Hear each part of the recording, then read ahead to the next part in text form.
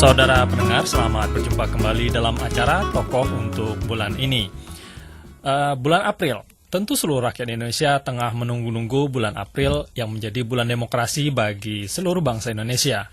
Di sini seluruh rakyat akan menentukan bagaimana nasib negara kita untuk 5 tahun ke depan. Betul, itu adalah pemilihan umum. Dan tidak hanya di Indonesia saja atau di tanah air, gaungnya sampai seantero dunia, bahkan sampai di negeri ginseng ini, yang ada warga Indonesia di dalamnya. Dan pada edisi kali ini kami mengundang salah satu unsur penting dalam pemilihan umum, yaitu pengawas pemilihan umum luar negeri. Kita nanti akan coba dengarkan apa dan bagaimana proses pemilihan umum yang berlangsung berkilo-kilometer jauhnya dari Indonesia. Samakah atau berbedakah? Nanti kita dengarkan dengan siapa tokoh kita bulan ini. Dan terlebih dahulu kami mengucapkan selamat datang kepada tokoh kami dan terima kasih sudah hadir di dalam acara ini, dan mungkin selanjutnya bisa dipersilahkan untuk memperkenalkan diri kepada para pendengar siaran kami. Baik, terima kasih. Assalamualaikum warahmatullahi wabarakatuh. Waalaikumsalam warahmatullahi wabarakatuh. Ya, pertama-tama terima kasih kami ucapkan kepada KBS World Radio, Pak Nugroho, atas kesempatan yang diberikan kepada kami untuk berbicara di sini. Mungkin saya ingin menyapa seluruh pendengar KBS World Radio, dimanapun Anda berada. Nama saya Hairul Hudaya. Saya saat ini sedang menyelesaikan program doktoral di University of Science and Technology, yaitu di kampus Korea Institute of Science and Technology KIS di Hwalgokdong, itu di Seoul, Pak Nugroho. Oh begitu. Oh ya, sebelumnya saya mau panggil apa nih, Pak Hairul atau Pak Hudaya? Mas Hairul aja. Mas Hairul. Okay, masih muda. Oh begitu. Iya. Ya, mungkin terus, itu perkenalannya. Tadi studi apa yang diambil di sini? Saya sedang mengambil program S3 di bidang lithium ion battery, baterai. Wah, bikin baterai buat handphone, buat itu ya? HP, buat mobil listrik, ya. Mobil listrik? Iya, seperti itu. Wah, nanti bisa bikin mobil listrik di Indonesia kali. Insya Allah, ya. Kita sedang mengembangkan mobil listrik di Indonesia juga kan saat begitu? Ini. Iya, betul, Pak. Ya. Oh ya, tadi di mana di Indonesia? Saya di Universitas Indonesia, saya sebagai dosen di Fakultas Teknik, jurusan Elektro Universitas Indonesia, Pak. Baik. Iya. Sekarang kita masuk ke dalam profil tentang pemilihan di sini, di Korea Selatan. Baik.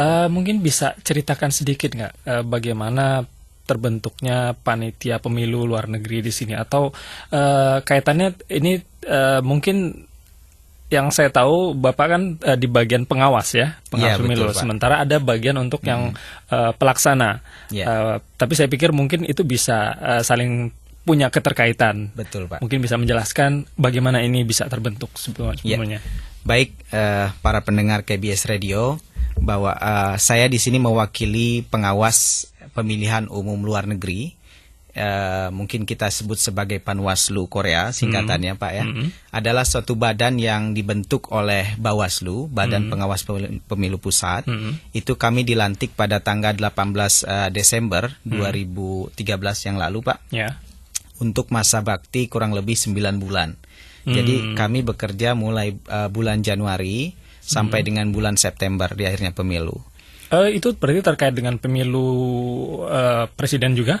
Iya, betul. Seperti kita ketahui, Sobat Dengar, bahwa kita memiliki 2 agenda besar dalam waktu dekat ini. Yang pertama adalah pemilu pemilihan untuk DPR, DPD, dan DPRD tingkat 1. Itu pada tanggal kalau di Indonesia itu kan 9 April, Pak. Kemudian nanti bulan Juli adalah untuk pemilihan presiden. Seperti itu. Iya. Kalau untuk di luar negeri? Korea? Ya, untuk di Korea sendiri PPLN dan juga Panwaslu telah melakukan koordinasi bahwa pemilu akan dilaksanakan pada tanggal 6 April. Itu hari Minggu, Pak. Hari Minggu? Iya, hari Minggu. Oh, begitu. Oke. Iya. Bisa diceritakan nggak bagaimana sebetulnya tugas tanggung jawabnya dari pengawas, dan mungkin kalau tahu sedikit tentang bagaimana yang pelaksana bisa diceritakan mungkin ke para pendengar. Terima kasih, Pak Nugroho. Jadi ada 2 lembaga yang berdasarkan Undang-Undang Nomor 15 Tahun 2011 tentang penyelenggara pemilu itu, ada 2 lembaga yang dia bertugas untuk melaksanakan penyelenggaraan pemilu. Yang pertama adalah Bawaslu, itu adalah pengawasan pemilu. Yang kedua untuk teknisnya ini adalah KPU, Pak.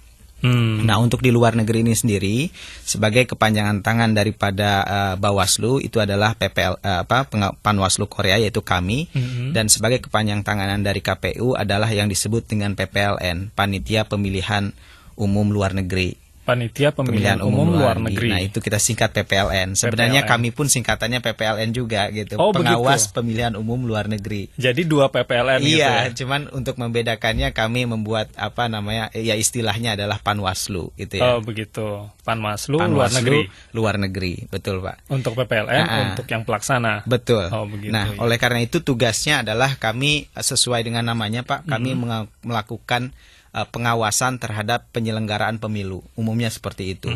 Jadi kami mulai mengawasi dari peserta pemilu. Peserta pemilu itu adalah partai politik. Kita punya 12 partai politik, Pak. Ya. Itu juga kita awasi. Kemudian yang kita awasi juga adalah rekan kerja partner kami di KPU PPLN itu sendiri, apakah sudah sesuai dengan aturan main yang ditetapkan gitu kan. Mereka juga mempunyai aturan main. Dan kita juga punya aturan main, dan tentu saja undang-undang kita juga sudah punya undang-undang untuk pemilihan umum itu kan. Nah, itu yang apakah itu sesuai semua aturan main itu bisa berjalan dengan lancar, itu adalah tugas dan tanggung jawab kami Pak sebagai pengawas pemilu. Oh begitu. Iya. Kalau mungkin sebelumnya pernah mengalami pemilu di Indonesia kan? Betul Nah, Pak. dengan yang ada di sini di luar negeri ini, apa ada perbedaan nggak terkait dengan prosedurnya, atau mungkin apa ya, mungkin yang ada perbedaan? Ya, tentu saja ada banyak perbedaannya. Kenapa perbedaannya seperti ini, Pak? Seperti kita ketahui bahwa untuk pemilihan umum di luar negeri itu kita mempunyai semacam otoritas tersendiri ya. Jadi pertama untuk menentukan tanggalnya pun di Indonesia itu kan pada tanggal 9 April. Iya, Sementara betul. di Korea kita bisa menentukan tanggal 6 April. Iya. Jadi memang berdasarkan undang-undang itu kita diberikan ruang bahwa kapan kira-kira akan dilaksanakan itu disesuaikan dengan waktu daripada ketersediaan waktu yang dari terutama adalah perwakilan luar negeri, misalkan KBRI dalam hal ini ya. Itu kira-kira kapan kita koordinasi dengan KBRI, juga PPLN dan juga masyarakat setempat, akhirnya kita menentukan untuk tanggal 6 April. Jadi sebenarnya kita lebih dulu daripada Indonesia pemilihan suara. Dan juga metodenya ada sedikit berbeda Pak. Kalau kita kan harus datang langsung ke TPS ya Pak ya. Betul, kalau di Indonesia. Tetapi kalau di sini kita bisa melakukan melalui surat. Jadi nanti kebanyakan mungkin berapa persen itu dominan akan dilakukan melalui surat. Jadi nanti surat suara itu dikirimkan ke pemilih Pak.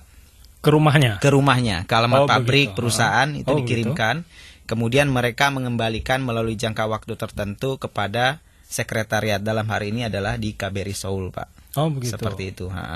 Jadi perbedaannya jelas sama seperti itu. Dan juga kita memungkinkan, karena kita punya warga negara di Pulau Jeju Pak. Oh ada juga di Jeju? Iya, ada juga di Jeju. Itu kita merencanakan adanya Dropbox namanya. Jadi nanti apa itu Dropbox? Dropbox itu semacam kolektif gitu ya. Jadi nanti kita misalkan mengirim suatu surat suara ini ke Jeju, kemudian di sana ditentukan tempat pemilihan suaranya, TPS LN-nya. Kemudian nanti mereka pada datang ke sana, kemudian memilih di sana, lalu kemudian kita bawa kembali. Itu namanya Dropbox seperti itu. Istilahnya Dropbox. Istilahnya Dropbox, iya. Jadi kotaknya yang dibawa ke sana. Kotaknya yang dibawa ke sana karena ini kan ya sebenarnya untuk menjelaskan hal ini domainnya PPLN ya Pak. Tapi kita tetap sudah berkoordinasi dengan mereka. Teknisnya adalah kita akan membuka kurang lebih 5 TPS. TPS LN itu Pak. 5 TPS untuk yang apa? Iya, pemilihan pemilihan Dropbox. secara langsung. Oh, pemilihan secara langsungnya. Plus 1 Dropbox yang ada di Pulau Jeju itu Pak. Oh, 1 Dropbox untuk di Jeju. Iya, betul. Itu untuk mengawasinya seperti apa? Nah, betul sekali Pak. Makanya begini, kami itu dibentuk oleh Bawaslu Pusat itu adalah 3 orang. 3 orang? 3 orang untuk mengawasi seluruh Korea istilahnya. Seperti luar biasa beratnya gitu ya, tanggung jawab dari negara ini. Nah, untuk mengawasinya kami membagi untuk wilayah yang terdekat, karena kita ada TPS LN di Seoul, di KBRI, kemudian ada juga di Ansan, di Incheon, mungkin itu 1 orang yang akan mewakilinya.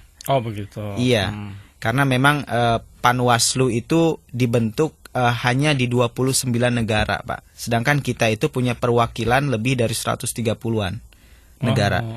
Gitu. Sehingga waktu itu karena sebenarnya masalahnya ada keterbatasan dana dari pemerintah kita, Iya. dari kita untuk menyediakan pengawasan ini gitu biayanya. Gitu. Akhirnya Kalau untuk yang di Jeju nanti bagaimana? Nah, untuk yang di Jeju kemungkinan tidak bisa kita lakukan pengawasan secara langsung. Hanya saja kita tetap memantau gitu ya, prosesnya seperti apa, apakah sesuai dengan yang, karena kita melakukan koordinasi terus dengan gitu. Berarti yang dipantau nanti prosedural seperti proseduralnya itu ya? yang kami pantau apakah prosedural sesuai dan tidak, seperti itu ya. Kemudian kita juga punya kewajiban berdasarkan undang-undang itu tadi Pak untuk melaporkan kepada Bawaslu pusat ya. Jadi apa saja yang terjadi itu perlu dilaporkan ke Bawaslu pusat. Seperti itu. Ya, menarik. Ya. Terkait dengan di Korea Selatan ini kan sudah sangat luar biasa dengan teknologi begitu ya. Betul Pak. Setiap hari bawa gadget segala macam gitu. Mungkin ada nggak penggunaan teknologi untuk memudahkan para pemilih atau mungkin partai juga untuk ini? Betul sekali Pak, itu yang kita pikirkan di Panwaslu Korea dan juga kami lihat rekan kami di PPLN sudah menginisiasinya lebih awal. Mereka menggunakan sistem IT ya, dengan menggunakan portal. Kemudian kita bisa mengecek Pak Nugroho juga mungkin bisa cek apakah termasuk di dalamnya. Oh, gitu. Saya pikir tidak ya. Jadi nanti silakan bagi para pendengar semua yang akan mengecek apakah Anda termasuk ke dalam daftar pemilih tetap yang telah dikerjakan oleh tim PPLN, yaitu di websitenya Pak, yaitu www.pemilukorea.com. Pemilukorea.com. Itu untuk bukan mengecek. KR ya? .com atau pemilu.kr. Mereka mempunyai beberapa domain yang sebenarnya isinya sama. Oh gitu, begitu ya. Dan itu bisa dicek apakah Anda sudah termasuk ke dalam daftar pemilih tetap atau belum. Lalu kami juga di Panwaslu Korea sedang saat ini sudah mengembangkan satu sistem yang bisa memungkinkan Anda semua untuk melaporkan pemilih maupun peserta politik jika Anda melihat satu pelanggaran terhadap pemilu, misalnya adanya money politik, banyak hal ya yang sebenarnya termasuk dalam pelanggaran-pelanggaran pemilu, itu bisa melaporkan secara langsung melalui website kami juga, yaitu di panwaslukorea.com. Panwaslukorea.com. Jadi ada dua website. Yang pertama adalah yang untuk masalah DPT dan sebagainya, itu yang dikelola oleh PPLN. Itu adalah pemilukorea.com. Lalu panwaslukorea.com itu adalah yang dikelola oleh Panwaslu. Untuk pengawas ya. Iya. Itu nanti kalau misalnya ada katakanlah perselisihan ataupun mungkin ada mau yang melaporkan, itu kliknya ada nggak di situ? Mau tekan yang apa gitu? Iya, betul Pak. Jadi kami sudah membuat sedemikian rupa sehingga user friendly ya bagi Anda pengguna mungkin jejaring sosial seperti Facebook, Twitter. Anda tinggal login Facebook Anda, Twitter Anda, kemudian membuat laporan di sana. Jadi dan juga datanya kami jamin kerahasiaannya. Wah, gitu itu penting seperti itu ya. Dan ini untuk mempercepat juga karena begini Pak Nugroho, kami itu berdasarkan undang-undang diberikan waktu jika Anda ada pelanggaran terhadap pemilu itu Anda harus melaporkan apa kejadiannya itu maksimal 7 hari. Maksimal? Dari setelah tanggal 6 berarti ya? Iya, jadi maksudnya seperti ini. Maksimal dalam 7 hari itu harus sudah dilaporkan ke kami. Kalau sudah lebih dari 7 hari dari kejadian. Oh, dari kejadian. Dari kejadian, maka itu kadaluarsa, expire. Tidak bisa kami lanjutkan. Berarti kan kita akan di Korea akan memulainya tanggal 6. Iya. Maksimal berarti 7 hari setelah tanggal 6. Maksudnya 7 harinya itu seperti ini, Pak. Kita ini kan sekarang mulai kampanye itu Pak sudah diatur dari bulan Januari sampai dengan April gitu ya. Sampai 9 pemilu. Nah, dalam hal kampanye ini kan rawan sekali pelanggaran di situ, Pak. Betul. Kemudian jika Anda misalkan hari ini melihat pelanggaran pemilu, kemudian itu harus dilaporkan dalam waktu selama 7 hari setelah kejadian itu. Oh, begitu. Kemudian Pak, kami harus melaporkan kepada Bawaslu itu 1 hari, 1 kali 24 jam setelah laporan itu kita terima. Kami verifikasi, mereka mengajukan bukti-bukti, kemudian harus disampaikan kepada Bawaslu pusat. Oh, Kalau kami begitu. laporan harus langsung ke Bawaslu Pusat. Bawaslu Pusat yang akan mengelola gitu ya. Apakah kemudian mengasihkan rekomendasi kepada kami untuk diteruskan ke berbagai macam. Jadi pelanggaran pemilu itu ada 2 macam, Pak. Yang pertama adalah sanksinya adalah administratif, yang kedua adalah sanksi pidana. Kalau administratif biasanya itu diberikan rekomendasi kepada KPU maupun dalam hal ini PPLN yang di Ya. sini itu untuk diberikan rekomendasi, misalkan ada peserta pemilu yang yang melanggar gitu, itu bisa dilakukan sanksi administratif. Dan kalau misalkan itu sanksinya pidana, maka Bawaslu Pusat akan berkoordinasi dengan pihak kepolisian dan penegak hukum lainnya untuk menegakkan itu gitu, untuk menuntut pelanggaran itu. Seperti itu, Pak. Mungkin yang mau menjadi pertanyaan juga, Ya. apa saja alat bukti yang bisa diberikan nanti kalau dilaporkan seperti itu? Iya, yang jelas bisa bermacam-macam ya, bisa berupa itu foto ya, kemudian dokumen-dokumen, kemudian juga video kalau memang ada, itu gitu. harus disiapkan untuk sebagai bukti nanti untuk diajukan. Oh begitu. Iya. Terkait mungkin dengan pada saat proses pemilihan, Ya. bisa jadi di sana ada warga yang pada saat hari itu dia sakit, Betul. atau mungkin kebetulan ada di sini terus dia belum sempat mendaftar Ya. seperti itu, jadi dia cuman bawa identitas diri. Ya. Atau mungkin juga bahkan bisa jadi ada pekerja yang tiba-tiba disuruh, misalnya Betul. disuruh untuk kerja hari itu. Ya. Itu ada ini nggak Kompensasi ya, seperti itu? Ya, sebenarnya itu tadi, Pak. Salah satu yang difasilitasi oleh kami di sini, terutama adalah PPLN, itu mereka menyiapkan surat, melalui surat. Jadi nanti apakah itu misalkan misalkan begini, Pak, karena biasanya seperti kita ketahui bahwa di sini kan pemilihnya itu umumnya adalah para pahlawan devisa kita ya, Pak, pencari tenaga kerja. Mereka biasanya terdiri dari beberapa, misalkan dalam satu pabrik itu ada beberapa orang di sana yang bekerja. Kemudian memang surat itu ditujukan kepada company dari pabrik itu. Kemudian di sana bisa ya dicoblos ya, Pak, sekarang dicoblos misalkan, kemudian disampaikan lagi melalui pos. Begitu. Jadi dibalikan ke pos. Mereka tidak perlu membayar, yang membayar negara. Ya, gitu. Iya, jadi negara dibayar, pulang perginya itu pos itu adalah dibiayai oleh negara. Oh gitu, berarti free. Iya, Mereka free, langsung. free. Oke, gratis. Mereka free. Bagus. Iya. Iya. Terus kalau untuk yang misalnya tadi datang terus kemudian nggak sempat gitu, itu gimana? Kalau maksudnya yang datang masuk ke Indonesia, dari Indonesia dari misalnya Indonesia ke terus sini. Nah, itu yang menjadi kemarin ada sedikit kami ada negosiasi dengan PPLN juga. Bagaimana untuk menyikapi kali ini? Karena gini, Pak, permasalahan di Korea ini seperti Bapak tahu bahwa tenaga kerja kita setiap bulan itu mungkin ada 600 sampai 1.000 orang, Pak. Setiap bulan. Betul, ya. Sehingga padahal DPT itu sudah dikirimkan mungkin sekitar bulan November atau bulan, saya kurang paham, itu sudah dikirimkan kepada pusat dan pusat sudah menentukan DPT itu, Pak. Oh, begitu. Jadi ya. sedangkan penambahan Korea itu sekitar, kalau dia hitung-hitung kami sudah kalkulasi sekitar 5.000 sampai 6.000 orang sampai pemilu nanti.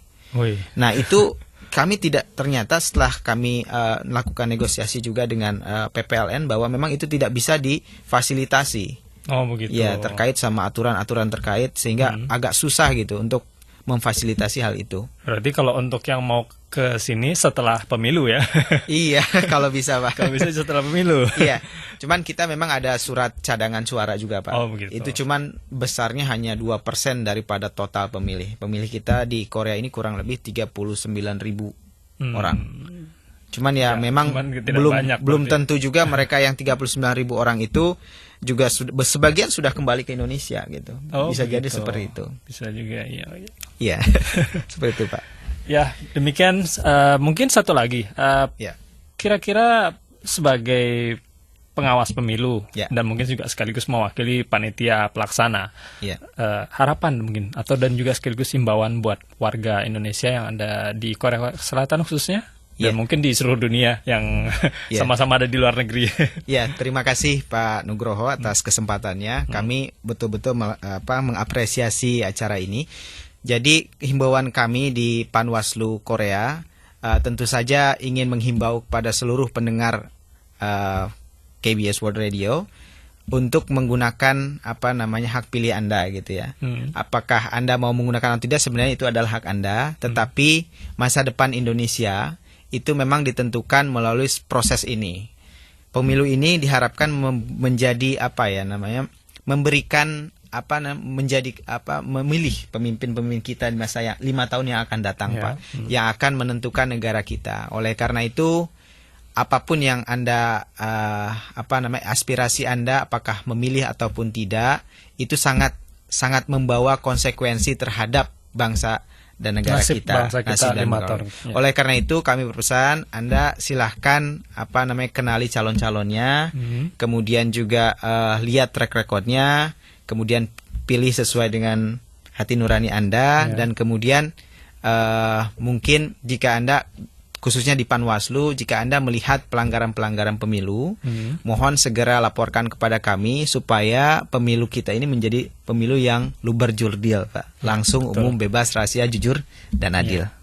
Baik, demikian tadi wawancara kami dengan tokoh untuk bulan ini, Bapak Khairul Hudaya, yaitu Ketua Pengawas Pemilihan Umum Luar Negeri yang merupakan salah satu unsur penting dalam proses pelaksanaan pemilu yang akan menentukan nasib bangsa kita 5 tahun ke depan nanti. Sampai bertemu kembali di acara tokoh untuk bulan ini bulan depan, dan sampai jumpa.